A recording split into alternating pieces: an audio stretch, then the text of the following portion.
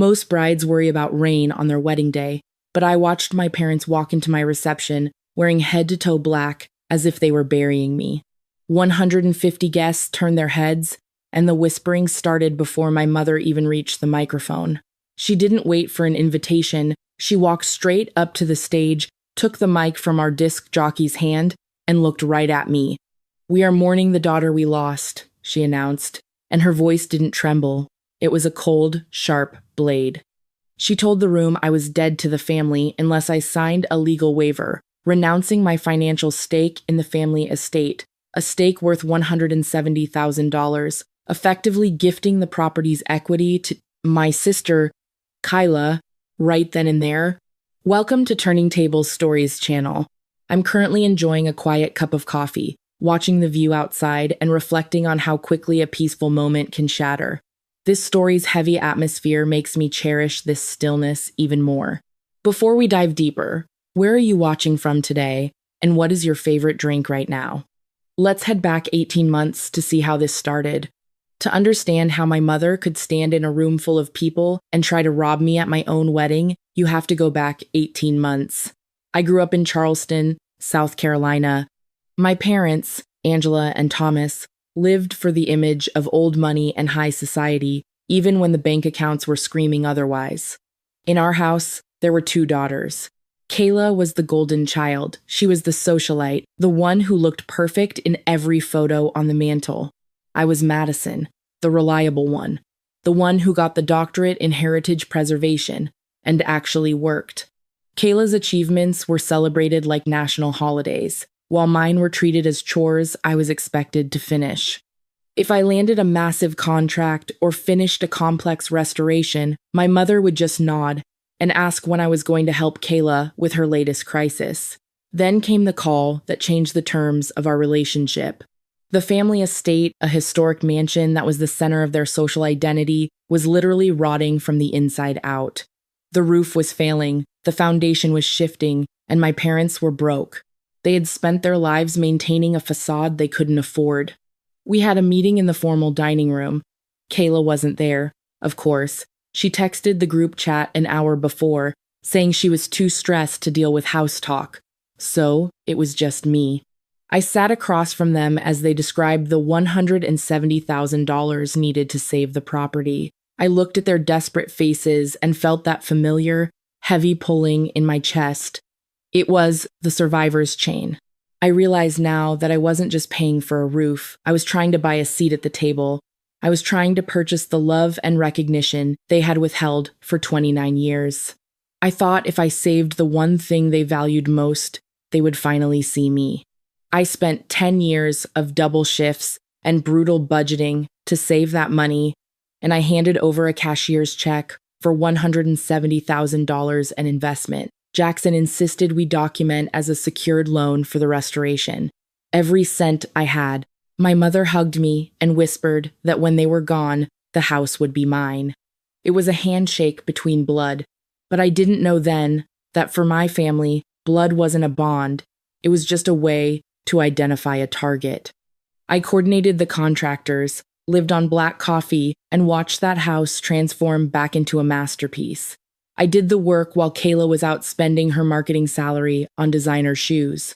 I was the silent investor in their version of a happy family. But the problem with being a silent investor is that, eventually, they forget you own a stake in the business at all. Jackson, my husband, was the only one who saw the toll it took. He's an architect, and he knows that if a foundation isn't solid, the whole structure is a lie. He warned me that my family's gratitude had an expiration date. I didn't want to believe him. I rubbed my eyes, trying to summon regret, but there was only clarity. This wasn't a breakdown, it was a balance sheet, and I was about to find out just how deep the deficit really went. I returned to the Charleston estate 6 months after the renovation was finally finished. I had spent that time on a high-stakes project in Virginia, but I still carried the key to the front door like a piece of my own soul. I expected to feel a sense of homecoming, but instead, I walked into a house that had been repossessed by ghosts. I went to my old bedroom to fetch some research journals, and the door swung open to reveal a color that made my stomach turn. Lavender, Kayla's favorite, cloying shade of purple. My walls were gone, my books were gone, and the vintage mahogany desk I'd restored myself had been replaced by a white vanity mirror with blinding lights. "Madison, you're back," my mother said, sitting in the sunroom, scrolling through a digital catalog. She didn't even look up. "We moved your things to the garage. Kayla needs a proper suite when she visits from the city. She's under so much pressure at the marketing firm, she needs a sanctuary." I didn't say a word. I walked to the garage, and my entire history was shoved into two translucent plastic bins sitting on the oil-stained concrete. My grandmother's handmade quilt, my graduation tassel, my first camera, all of it discarded like clutter. "What about our agreement?" I asked, standing in the kitchen doorway. My voice was calm, but it was the calm of a storm that had already passed. "The roof, the foundation, the $170,000 I handed over. You said the house was mine." My father, Thomas, appeared in the hallway. He didn't look at me. He looked at his coffee mug. "Don't be pushy, Madison," he said. "We're grateful, of course, but circumstances change. Kayla is struggling. She doesn't have your professional stability. We have to think about the family as a whole." Pushy. That was the tax they charged for asking them to keep their word. I realized in that moment that I was witnessing the trap of normalizing cruelty. When you are the one who always provides, the one who always fixes the leaks and pays the debts, your sacrifice becomes invisible. It stops being a choice and becomes an expectation. My parents didn't feel like they were robbing me because, in their minds, everything I had belonged to them anyway. I was a subscription service they had forgotten they weren't paying for. My compassion had been a luxury they'd overdrafted for years, and now the account was empty. "We'll discuss the deed later," my mother added, her voice cloying and dismissive. "Right now, we need to focus on Kayla's engagement party. Don't make things awkward with your father." I looked at them, two people living in a monument to my hard work, and felt a sudden, freezing clarity. This wasn't a family home, it was a crime scene. I didn't argue, I didn't beg. I simply turned and walked back to my car. Anger wasn't loud this time. It was clinical.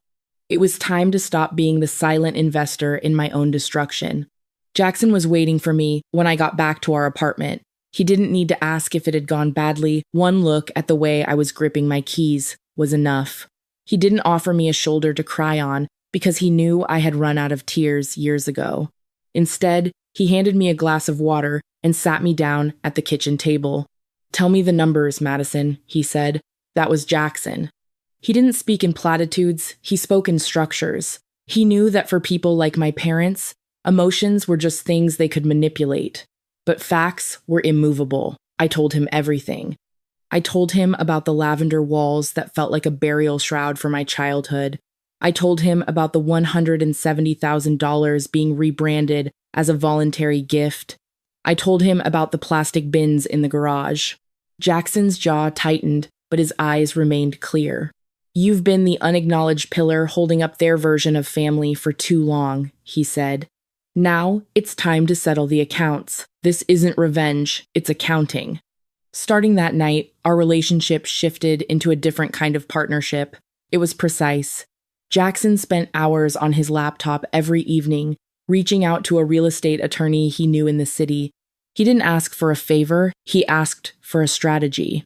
If you contributed a significant amount to the property, documented and traceable, and they tried to deny you any interest, you have a strong case for unjust enrichment, he explained to me one night. He said it with the same factual tone he used when discussing load-bearing walls. I began my own audit. I pulled every bank statement from the last 2 years and highlighted the $170,000 wire transfer. I gathered every email exchange I'd had with the contractors, every invoice for the period-accurate masonry, and every work order for the structural stabilization. I took screenshots of every text from my mother, promising me the house was my legacy. "They aren't shocked by what they've done," Jackson noted as he organized the files into a digital folder. "They're just shocked that you've stopped playing along." 1 week before the ceremony, the final piece of the puzzle fell into place. Jackson walked into the living room holding a small, black USB drive. He held it up like a trophy. "I told your mother I'd handle the photo reel for the reception," he said with a small, dangerous smile. "She was thrilled.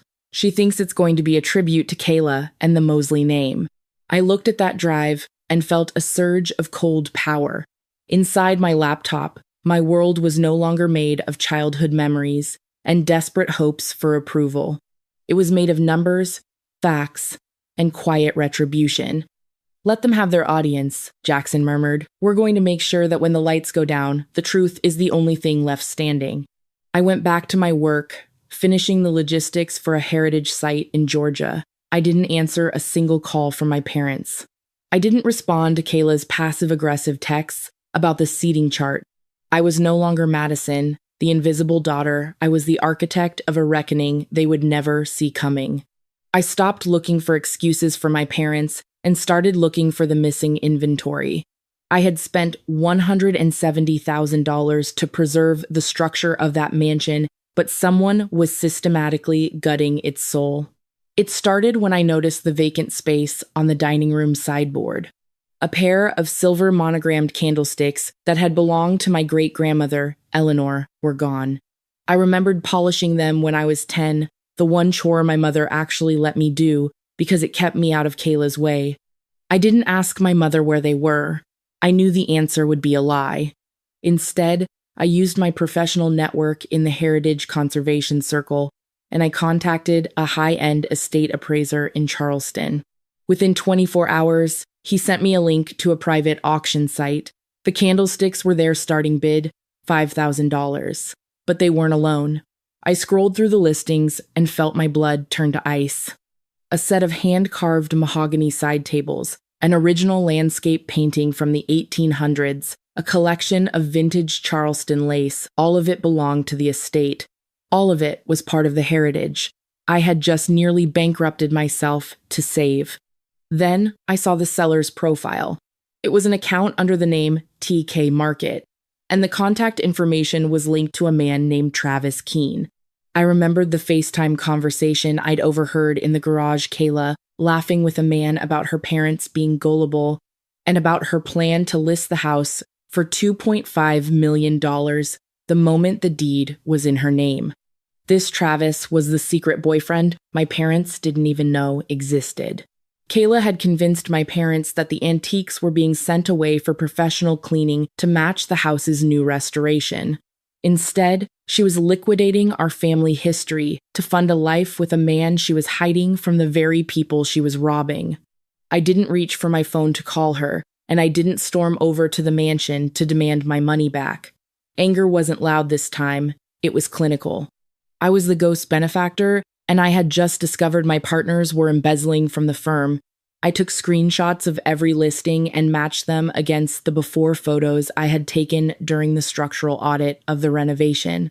I had documented every inch of that house to ensure the restoration was period accurate, and I had a digital ledger of every asset they were trying to steal. I sent the files to Jackson. He didn't say a word when he saw them. He just opened the wedding slideshow folder on his laptop. I watched him create a new subfolder, and he titled it Evidence of Asset Liquidation. "This isn't a family drama anymore," Jackson said, his voice flat and lethal. "This is a heist, and Kayla is the lead." I sat at the table and opened my own spreadsheet. I added a new column for estimated value of stolen heritage, and the total exceeded $90,000. They had used my money to fix the vault so they could empty it in peace. I looked at the black USB drive sitting on the counter. It was no longer just a backup for a wedding reel. It was a verdict. I didn't feel sadness. I didn't feel the weight of betrayal. I felt the sharp, freezing clarity of an auditor who had found a massive discrepancy. "They wanted a drama-free wedding," I whispered to the empty kitchen, "but they're getting a reckoning instead." I dragged the auction screenshots into the drive. Click, save, complete.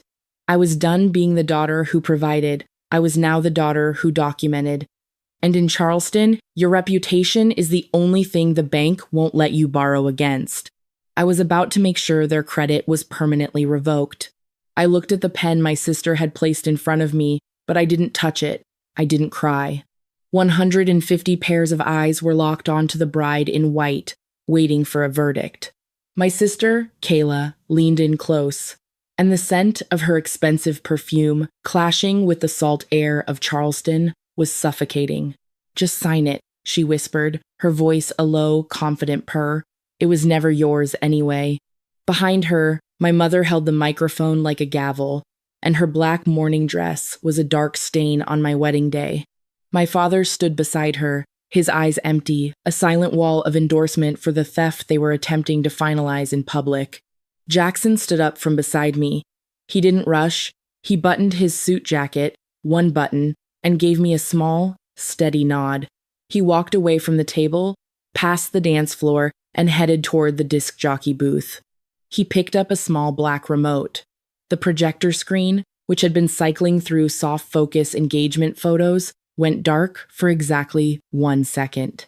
Then it lit up with a different kind of history. The first image wasn't a photo of us. It was a digital copy of my bank statement, a wire transfer of $170,000, highlighted in yellow. The memo line, printed in sharp black letters, read, "Heritage Mansion Structural Restoration." A murmur rippled through the wooden farm tables. Jackson pressed the remote again. The next slide showed 8 months of invoices from Greg Holloway, listing the new roof, the foundation piers, and the period-accurate plumbing.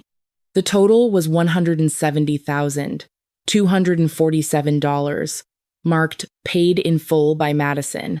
I watched my mother's hand slowly lower the microphone. Kayla's smile didn't just fade, it vanished like a bulb on a dead circuit. But Jackson was only getting started. He clicked the remote again, and the screen displayed the screenshots I'd found of the private auction site. There, they were great-grandmother Eleanor's silver candlesticks and the hand-carved mahogany side tables listed for sale by an account linked to Travis Keene. Then came the finisher. Blown up to 6 feet wide was the iMessage conversation between Kayla and her secret boyfriend. 150 people read it in a silence so thick it pressed against my eardrums. Kayla's message in blue read, "Mom and Dad are so gullible. I told them Jackson is only with Madison for the house. They bought it immediately." The next message was even worse. "Madison is an idiot for pouring $170,000 into a house she'll never own. Travis and I checked the comps. We list it for $2.5 million the second I get the deed."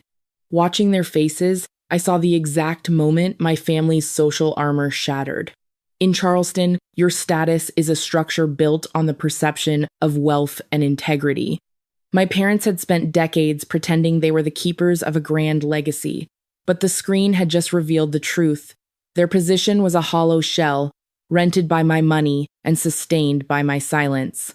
Without my $170,000, they weren't the elite of the city. They were just aging accomplices in their youngest daughter's heist. Jackson turned away from the screen and looked at my family.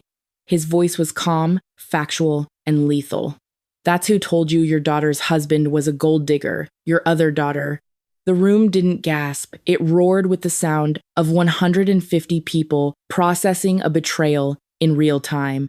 Kayla snatched her designer bag, clutching it to her chest like a shield, and bolted for the exit. My mother stood frozen at the stage, the microphone dropping from her hand and hitting the floor with a thud that echoed through the speakers. My father didn't say a word. He took my mother's elbow and steered her toward the door. 3 black silhouettes disappeared into the Charleston night as an engine started and headlights swept across the barn windows. Jackson walked back to our table and sat down. He took my hand under the tablecloth. "Sorry about the delay," he told the room. "The bar is still open." The silence that followed their departure lasted exactly 4 seconds. Then, the room erupted in a different kind of noise. Not a gasp, but the thunderous applause of 150 people who had just seen a shadow lifted. Jackson sat down beside me, squeezed my hand, and for the first time in years, I didn't feel like a silent investor in someone else's version of a happy family. The next morning, we didn't go on a honeymoon. We went to the law offices of Mitchell Farrow. I didn't want the mansion anymore. The lavender walls and the plastic bins in the garage had poisoned any sense of home that was left. I wanted my $170,000 back, and I wanted it in a way that left no room for voluntary gifts. The civil claim for unjust enrichment was undeniable. We had the bank statements, the invoices, and now the digital evidence of a planned theft witnessed by every prominent family in Charleston. Faced with the threat of a public fraud trial, my parents had no choice but to sign a settlement agreement. They were bound to pay back the full $170,000 over 36 months in equal installments. To secure the debt, my lawyer placed a lien on the property until the balance was paid in full. The consequences in our social circle were swift and absolute. My mother, the woman who lived for the social scoreboard of the church committee, stopped attending services for 2 months. When she finally returned, the front pew sat empty. She slipped in through the side entrance and sat in the very last row, alone. In a city where reputation is the only currency that matters, they were officially bankrupt. Kayla's downfall was even more clinical. Travis Keene, the man who was supposed to split the $2.5 million payday from listing the house, vanished the moment the legal lien hit the property. He blocked her on every platform, phone, Instagram, Facebook, all of it. Kayla moved away to the city by the end of July, leaving without a goodbye dinner or a single word to our parents. My mother was left in a renovated house she couldn't afford to keep, realizing that the golden child she'd sacrificed her integrity for was only ever there for the upside. Jackson and I found our own legacy. In September, we bought a 2-bedroom fixer-upper on the county line. It had an overgrown yard and a porch that needed work, but this time, our names were on the deed in permanent ink. I planted a vegetable garden along the south fence, tomatoes, peppers, and herbs, something alive and growing that was purely ours. I've come to understand that this was the real justice of the sower. I stopped trying to water a dead garden and started planting my own seeds. I realized that family isn't determined by bloodlines, but by the courage to choose the people who actually see you. I'm Madison. I'm 29, and for the first time in my life, I'm the one holding the key. There are still nights when I lie awake and see it, my mother at the microphone, my sister's sharp smile, the pen on the table, and 150 faces watching me at the lowest moment of my life. Those images don't go away, and I don't think they're supposed to. They aren't wounds anymore. They are the scar tissue that reminds me exactly where my limit is. I don't hate my parents. Hate takes energy. I'd rather spend on something that grows. What I do hate is the version of myself who thought blood was enough. The girl who relied on private records and informal spreadsheets instead of forcing my own parents to sign a formal, notarized loan agreement the moment I handed over that check. The girl who thought love and trust were the same thing. They are not. Love is a feeling, but trust is a contract, and every contract needs terms. If you are watching this and you're in a family where your love is measured by how much you're willing to give up, I want you to know something. You are allowed to stop. You are allowed to love someone and still say no. You are allowed to care about your parents and still protect yourself. You are allowed to walk away from a table where you are only welcome when you are serving. Setting a boundary isn't betrayal. It isn't selfishness, and it isn't being ungrateful. You know what is? Sitting in silence while the people who are supposed to protect you are the ones doing the damage. That is the real betrayal, and it's the one you are committing against yourself. I'm writing this as a letter to anyone who has ever felt like they were living on the edge of their own family circle. To the ones who have been the useful child rather than the loved one, please realize that your value is not a currency for others to spend. You don't need to shout to be heard. You just need to stand still and let the truth do the talking. Every morning, I walk through my own front door, a door I helped pay for, attached to a house with my name on the deed. Boundaries are not walls. They are doors. You just get to choose who walks through. And for the first time in my life, I am the one holding the key. Don't let your kindness become a weapon for someone else to use against you. If this story resonated with you, please share it with someone who needs the strength to stand up for themselves today. Don't forget to hit subscribe so we can keep building this community of justice together. Thank you for being here with me.